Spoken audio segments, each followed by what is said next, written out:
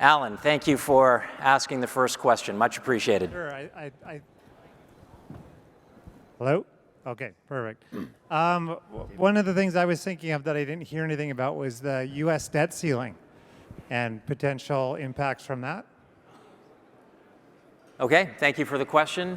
U.S. debt ceiling, is that a Ben? Ben, I think you look ready, or John? Okay. Go for it. Yeah, so, sorry, do you hear me? Hear me okay? You know, if you take a look at how the market's pricing in, the market isn't overly concerned.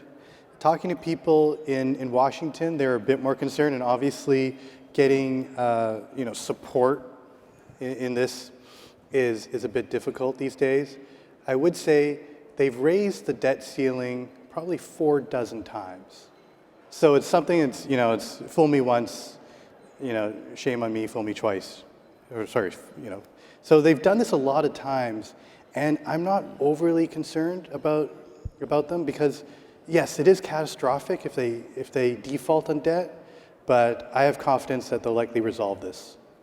Yeah, maybe I can just add a couple of comments to that. From an American perspective, in my opinion, is the debt ceiling is completely political. And this is really about McCarthy and Biden, and those are the issues on the table, and what else is on the agenda for the Republicans in the House.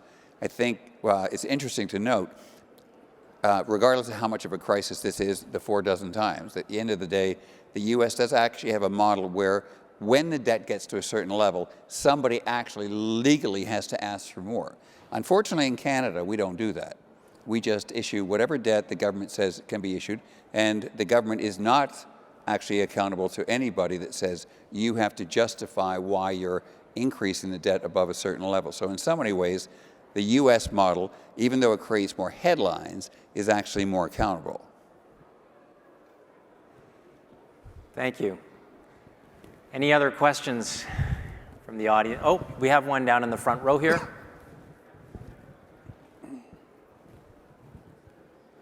Hi. I'm just wondering, there's so much attention that's given to Vancouver and Toronto real estate. I'm wondering, what is the third most interesting Canadian city in real estate, and how is it influenced by the political systems in their provinces? Could that be Calgary? Could that be Montreal? Could that be Edmonton? Or could it be Winnipeg? We don't talk too much about those cities. Could you speak to that? Well, we do have investments in Edmonton and Calgary, but not that many.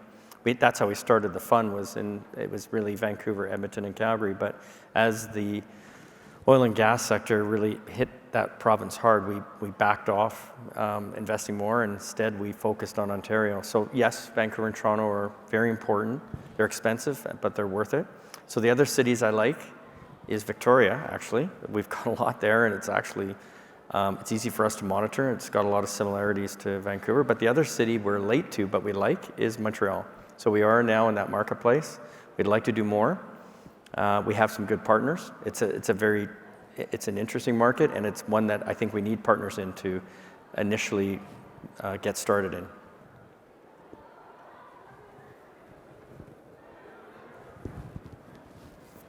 Just a question.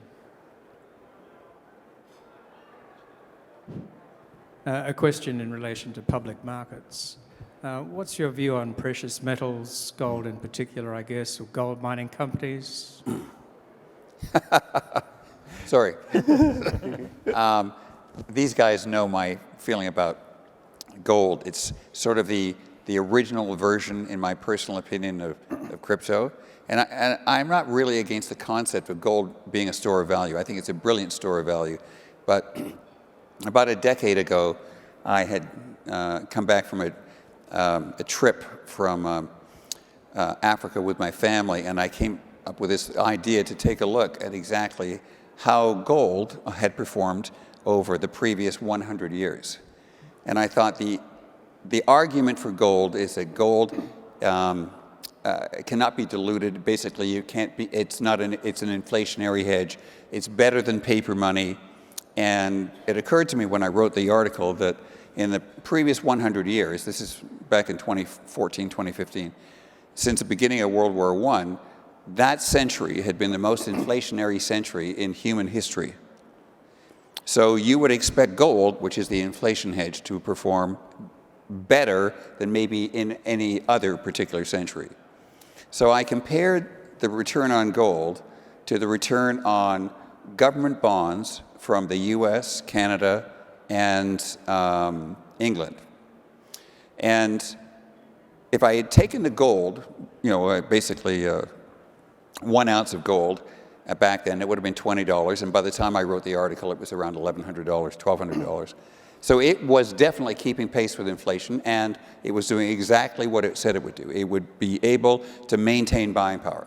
So absolutely wins on that case.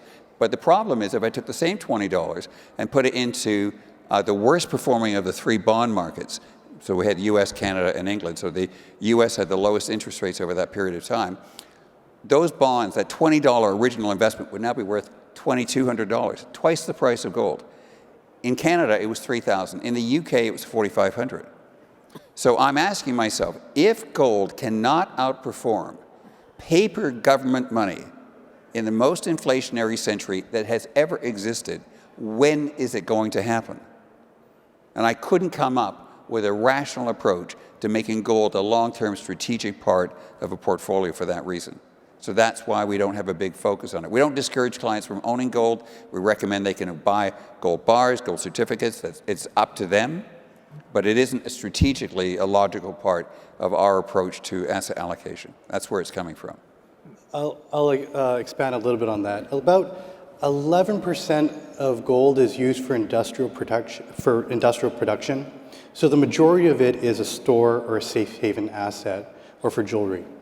The drivers of returns for gold are interest rates, inflation, and it's a safe haven asset. So as interest rates are rising, we take a look at the real rate, or that is the difference between interest rates and inflation. And if interest rates do stay higher and we do get a positive real rate, it becomes more relatively attractive for fixed income in that environment. As John alluded to, if you go back even centuries, gold has kept pace with inflation. Generally speaking, an ounce of gold is about the cost of a nice suit. And in medieval times, it was the cost of a nice suit of armor. So over the long term, it keeps track of inflation. But if we have positive real rates, I think that the relative attractiveness becomes a little bit less so.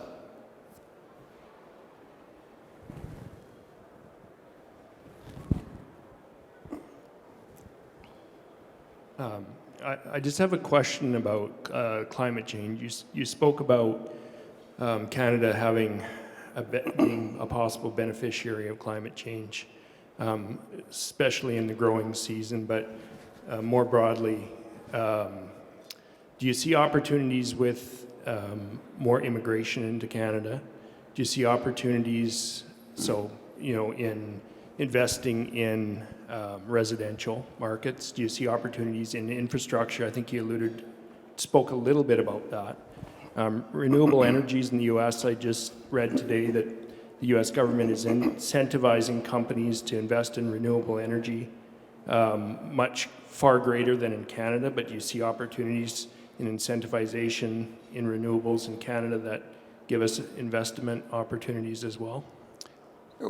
Well, one of the themes I think that we've looked at is that, and especially when it comes to renewable energy, regardless of how you look at things from an environmental perspective, if you think about what's just gone on in the last 3 years, and especially since the Ukraine war started, essentially countries, Europe in particular, realize how they're dependent on another country, which is a rogue state, for fossil fuels.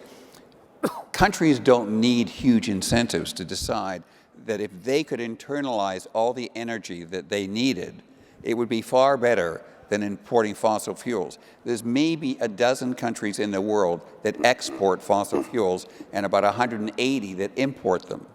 So from that perspective, the future for renewable energy would continue to rise far faster than the economy for decades into the future. And it is tied both to technology, but also to the desire of countries to actually be energy independent. So the idea of, in the long run, finding out a way to play or bet on renewable energy, I think, is a very solid investment decision, as long as you appreciate that you still have to take a look at a company's fundamentals and all of the other aspects to it. And I would expect that to be, again, a growing area. The major, at least some of the major oil companies in the world get the fact they're no longer in the oil and gas business, they're in the energy business. And it was interesting when you think about the demise of the railway system in the US, is that they forgot they were in the transportation business when they got overtaken by the automobile industry. So I think part of the issue that you're looking at is when you look at opportunities, I think that renewable energy certainly should be part of your long-term equation as well. In terms of immigration, we're one of the most immigrant-friendly countries in the world. And if we get to 500,000 immigrants, 450 to 500,000 immigrants a year, per capita, we'll be bringing in approximately 4 times as many immigrants per year, legal immigrants per year, as the U.S. does, which is considered a serious safe haven for immigrants as well. So I don't know beyond what's already being done, what those additional opportunities are going to be. I think we may be getting point at where, based on the size of our country, we're absorbing as many immigrants as practically we can. Others may have a different opinion on that, but I'm just seeing it. That's my thoughts on that. I can speak a little bit more about about energy and renewables. So it's not just about renewables, but the energy transition story. So to get to the 2050 target, we would need to focus a bit more on natural gas as well. Natural gas is about 50% less polluting than other carbon sources. So a lot of carbon-intensive companies are transitioning to focus on natural gas, and I think that's part of the solution. You mentioned government support. We haven't seen too much of that. I spoke a couple years ago with the head of the Canadian Infrastructure Bank. The idea was to focus on PPPs, public-private partnerships. In reality, that hasn't materialized as we would have hoped. But there's a lot of opportunities in the private sector for both renewables and transition fuels.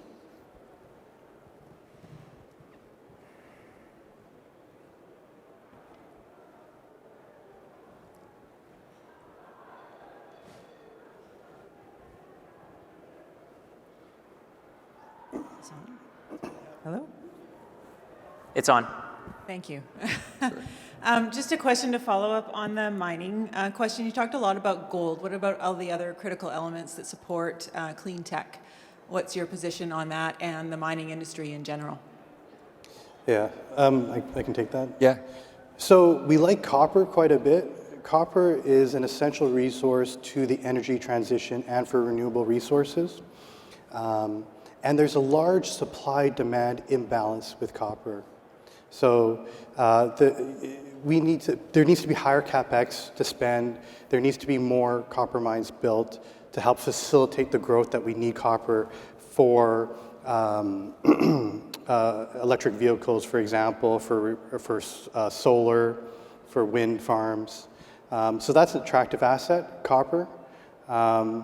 Probably more so than other metals that we see right now.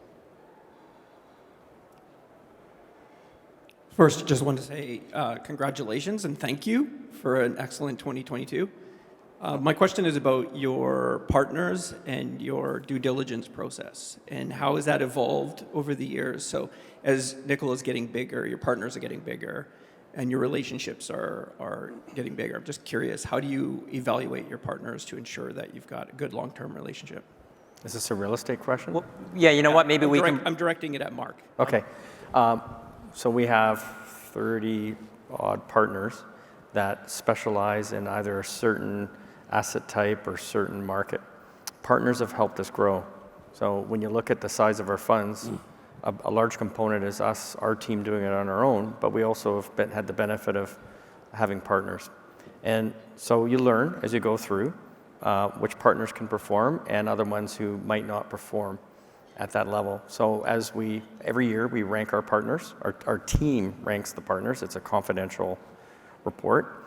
And we have different categories in terms of their bench strength, their performance, their reporting, and it's a really telling summary, and it pretty much confirms in my mind how the partners rank.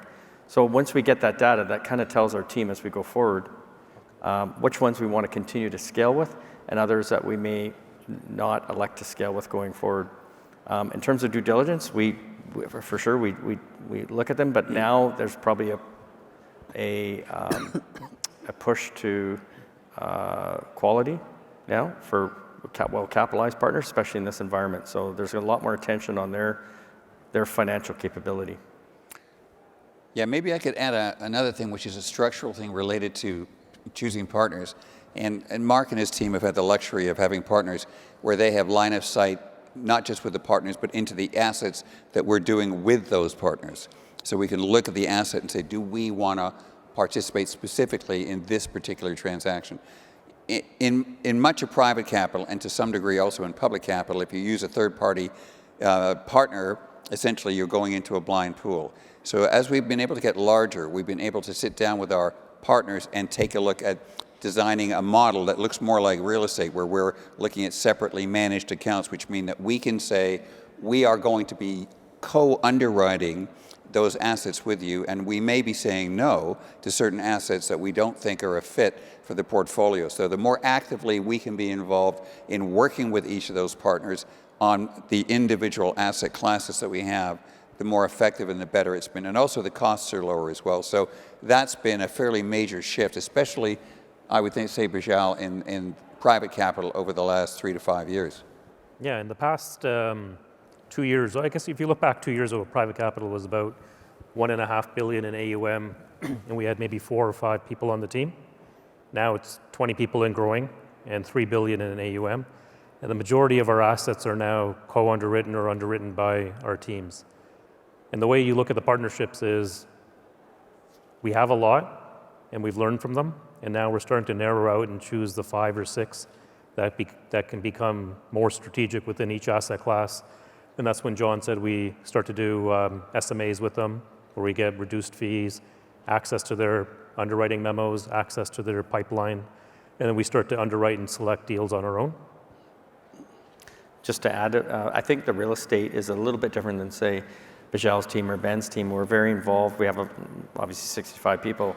We don't give up any control. We're involved in all major decisions with every partner. So even though we have a partner, if they were, say, not performing up to the level we expect, we step in because we have that ability. So we don't allocate. We have full decision making and a seat at the table with every partner. If I was also just to leverage off of John's response just a little bit more, and John, you touched upon blind pools. Partnerships are very important to us, and they do help us grow, but the more and more that we can add to our portfolios, and Mark and our real estate team have been doing this for years by directly owning assets, but we've been doing more in our private capital area. This morning we had our lead infrastructure in-house manager, Ashley Ng, who's based out of our Toronto office, talking to our advisory team this morning about a new asset that was added to our infrastructure pool, and that was through her past relationships that she has connected to the Canada Pension Plan. Canada Pension is one of the largest infrastructure managers in the world, and through their subsidiary with One Queen Capital, we've been able to participate in owning one of their infrastructure assets with them called Ports America. And Ashley and her team were able to really get in and roll up their sleeves and get a real line of sight and understanding on what this asset is all about. And we don't get that benefit of line of sight when we are in blind pools. So the more that we can participate in directs and find that right balance between partnerships and direct ownership, that's the direction we're headed in.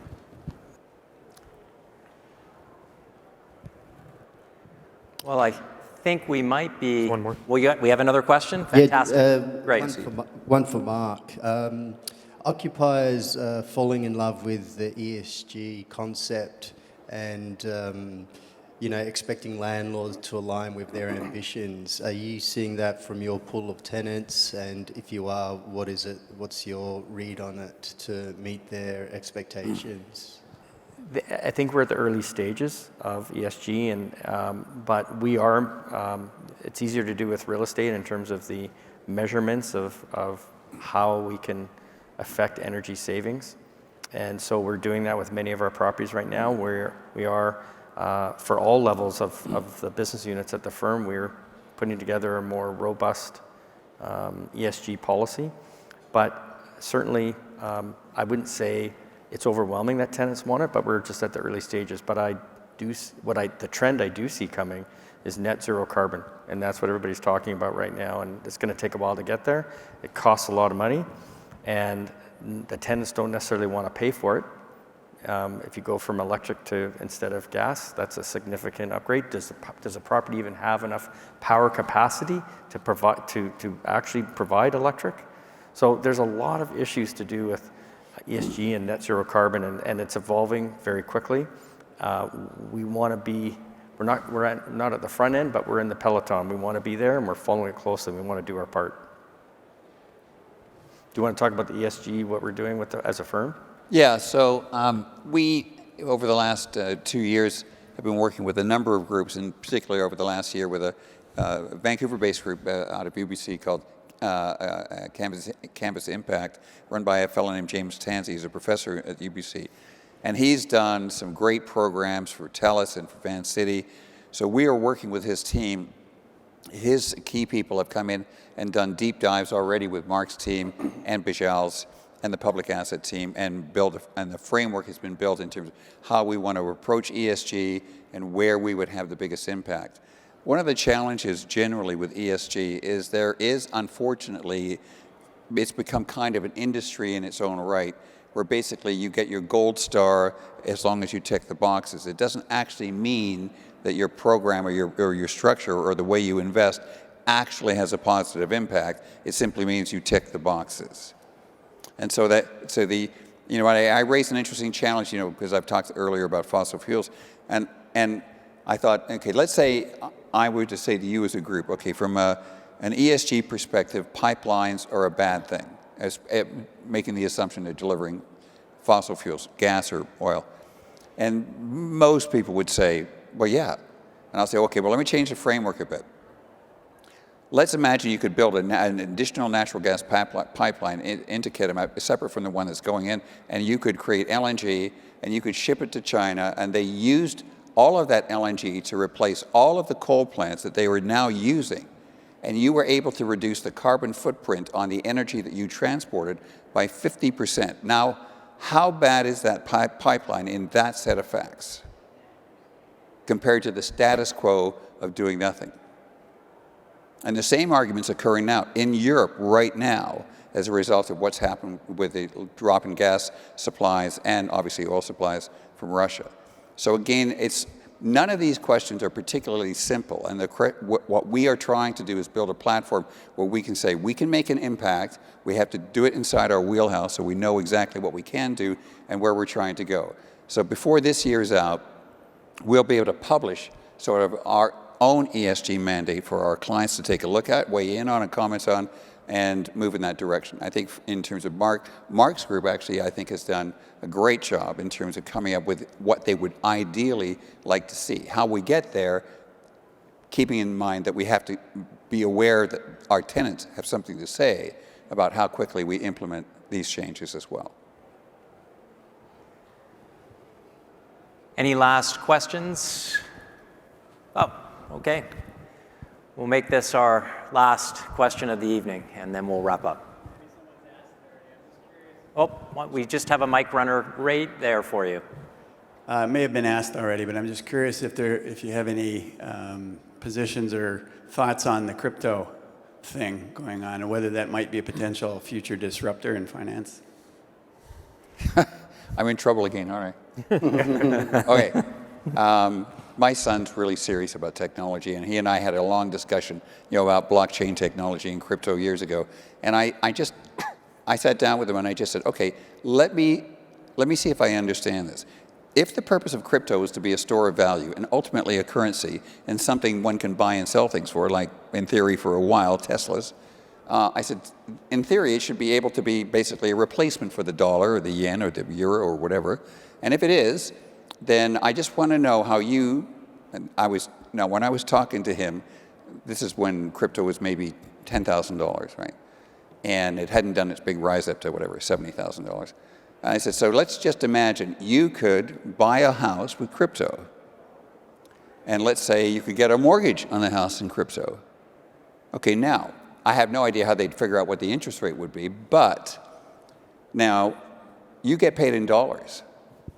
Now, if this currency is that useful, how are you going to feel when you start with, let's say, $500,000 worth of crypto at $10,000, and when it gets to $70,000, you owe $3.5 million on a house that's only worth $800,000?